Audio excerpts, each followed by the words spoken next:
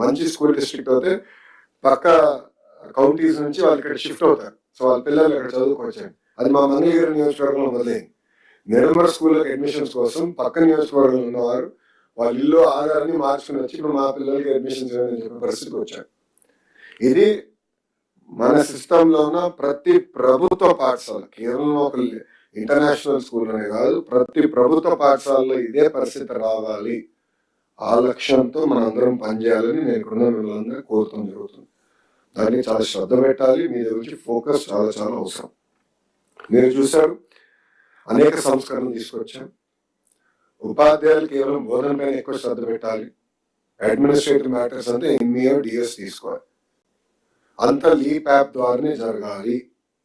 ఇప్పుడు లీవ్స్ కానీ seniority everything is no fixed.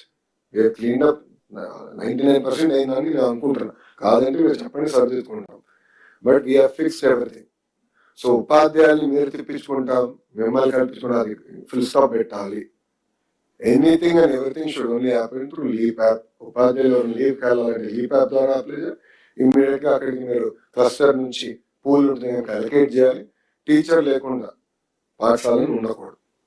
So అంతా రియల్ టైం చేయాలి. ఇంక్లూడింగ్ డిసిప్లినరీ యాక్షన్స్ కూడా. గతంలో ఏంటంటే అసలు విజిబిలిటీ లేదు మాకు. మీరు ఇనిషియేట్ చేస్తారు, మాకు తెలియదు. కోర్టుకు హైకోర్టుకు వచ్చినా మేము తెలుసుకుంటాం. కేసు బ్యాక్గ్రౌండ్ ఏం తెలియదు. ఇప్పుడు అది కూడా లీప్ యాప్ ద్వారానే ఇనిషియేట్ చేయాలని కూడా పెట్టాం. So leap app becomes the centre for the entire activity. అది మీరు గుర్తుపెట్టుకోవాల్సిన అవసరం ఉంది. అంతేకాకుండా డాష్ బోర్డ్స్ ఇప్పుడు ఏర్పాటు చేశాం. సో ఏంటంటే నేను బలంగా నమ్మేది, నేను రాష్ట్ర వ్యాప్తంగా ఎలా చూస్తున్నా డేటాని, అదే విధంగా ఒక డిఓగా మీరు మీ జిల్లాను చూడాలి. మీ కింద ఎంఈఓ అదే డేటా చూడాలి. సో నేను స్టేట్ లెవెల్ చూస్తాను, ఎంఈఓ మండలి చూస్తాను, హెడ్ మాస్టర్ కూడా అదే డేటా చూడాలి. సో మీరు ఆ ఫోకస్ రావాలి. సో నేనేదో ఒకటి చూసి మీరు ఇంకోటి చూసి అవుట్కమ్స్ ఎక్కడ వస్తాయండి?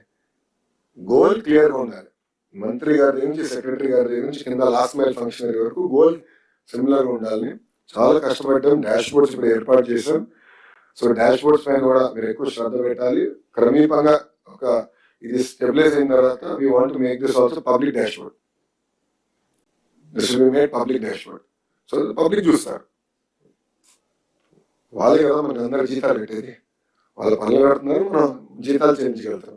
So I want make it public dashboard. Collectors అందరూ కూడా ఈ డాష్ బోర్డ్ యాక్సెస్ ఉంటుంది. వాళ్ళు కూడా ఇదే డేటా పాయింట్స్ మీతో రివ్యూ చేస్తాం జరుగుతుంది. ఇంకా ఫ్యూచర్ రెడీకి వచ్చే కదా మనం ఇప్పుడు ప్యాలు, అదేవిధంగా AI based learning tools, AI tutor, ఇవన్నీ కూడా లీప్ యాప్ ద్వారా త్వరలోనే అమలు చేయబోతున్నాం. టెక్నాలజీని పెద్ద ఎత్తున ముందలు తీసుకెళ్తాం. కానీ టెక్నాలజీతో పాటు నైతిక విలువలు చాలా చాలా అవసరం. Viksit Bharat without values does not mean anything for me.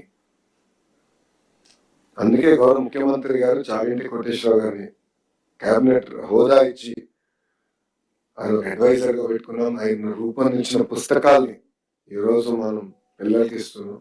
అది బలంగా తీసుకెళ్లాల్సిన అవసరం ఉంది. Every Saturday value based education పైన కూడా ఎక్కువ శ్రద్ధ పెట్టాల్సిన అవసరం ఉంది. ఎందుకంటే ఇప్పుడు చూసారు, నిన్న ఒక ఫార్వర్డ్ వచ్చింది వాట్సాప్ లో, కొడుకు తల్లిని చంపే పరిస్థితికి వచ్చేసాడు. అంటే సమాజం ఎక్కడికి వెళ్ళిపోయింది అనేది నిజంగా ఆశ్చర్యమైంది. ఇది ఫేక్ న్యూస్ అనుకున్నా నాకు ఫార్వర్డ్ వచ్చినప్పుడు. అంటే ఆ కొడుకు సినిమాలను చూసి మనం ఇన్స్పైర్ అయ్యి డాన్ అవ్వాలి, ముంబైకి వెళ్ళి సో తల్లిని చంపి వెళ్తే అక్కడ గౌరవిస్తారు, అండర్ అవ్వాలన్న పరిస్థితికి వచ్చేసారు. బాబు తిరిగి వచ్చిన కొంచెం కూడా రిమోర్స్ లేని పరిస్థితి. అతను చేసింది కరెక్ట్ అనుకుంటాడు ఇప్పుడు కూడా. So we have great responsibility. Education department మీద పవిత్రమైన బాధ్యత ఉంది. ఇది మనం అందరం గుర్తుపెట్టుకోవాల్సిన అవసరం ఉంది. సో వాల్యూ బేస్డ్ ఎడ్యుకేషన్ పైన ఎక్కువ శ్రద్ధ పెట్టాలి. జెండర్ సెన్సిటివిటీ చాలా ఫోకస్ చేయాలి. ఆల్రెడీ పుస్తకాల్లో మేము మార్పులు చేర్పులు చేసాం.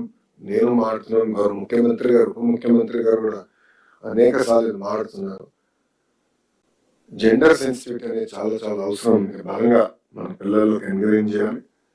ఎక్స్పోజర్ విజిట్స్ అవన్నీ రొటీన్ మనం చేస్తున్నాం, ఇంకా స్ట్రెంథెన్ చేద్దాం. యోగా, స్పోర్ట్స్ పైన కూడా ఎక్కువ శ్రద్ధ పెడుతున్నాం. సర్వశిక్ష అభియాన్ ఎస్పీడీ గారు ఆయన కూడా ఫీడ్బ్యాక్ తీసుకొని ఫీల్డ్ నుంచి పిల్లలకి ఏం కావాలి